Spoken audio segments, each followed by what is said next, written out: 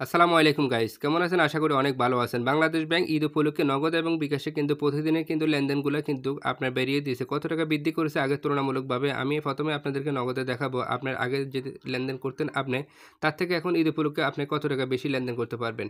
প্রথমে আপনি নগদ অ্যাপসে ক্লিক করবেন। ক্লিক করার পরে আপনি এখানে নগদের সিক্রেট পিন নাম্বারটা দিয়ে দেবেন। তারপরে লগইন ক্লিক করবেন। লগইন ক্লিক করার পরে এখানে আমার পিনটি ভুল হয়েছে। আমি পুনরায় আবার পিনটি দিচ্ছি। আপনি আবার পুনরায় দিবেন। আপনার যদি ভুল হয় তারপরে এভাবে লগইন হওয়ার পরে এরকম একটি ইন্টারফেস আসবে। আসার পরে আপনি একটু স্ক্রল নিচে করবেন। তারপর এখানে দেখতে পারবেন লিমিট ও চার্জ। আপনি লিমিট ও চার্জের উপর একবার ক্লিক করবেন।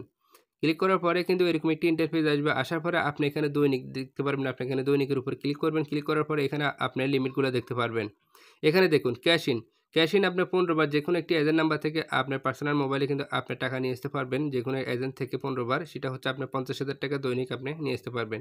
এটা হচ্ছে অ্যাড মানি। আপনি যেকোনো জায়গা থেকে যদি অ্যাড মানি করতে চান ব্যাংক থেকে অথবা যেকোনো মাধ্যম থেকে, তখন আপনি ২৫ বার অ্যাড মানি করতে পারবেন। আপনার নগদে টাকা নিয়ে আসতে পারবেন।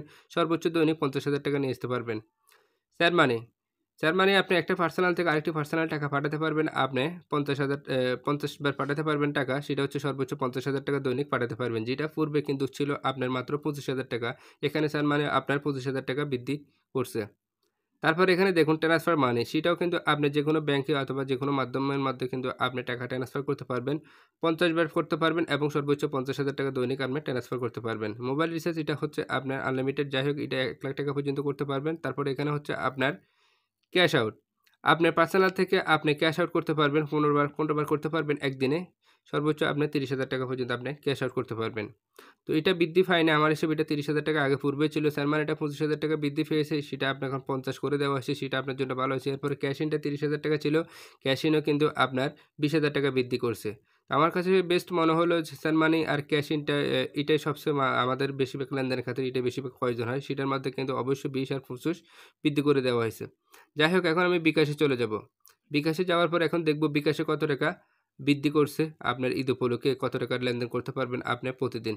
বিকাশ অ্যাপসে ক্লিক করার পরে বিকাশের সিক্রেট পিন নাম্বারটি চাচ্ছে। আমি সিক্রেট পিন নাম্বারটি আমার দিয়ে দিচ্ছি। দেওয়ার পরে আপনি এখানে তীর আইকনে ক্লিক করে দিবেন। তীর আইকনে ক্লিক করে দেওয়ার পরে কিন্তু একটু অপেক্ষা করতে হবে। তারপরে এরকম লোডিং হয়ে ইন্টারফেস আপনার সামনে এরকম একটি পেজ আসবে। আসার পরে আপনি এখানে রাইট সাইডের উপরে কর্নারে বিকাশের লোগো দেখতে পারবেন। বিকাশের লোগোর উপরে একবার ক্লিক করবেন।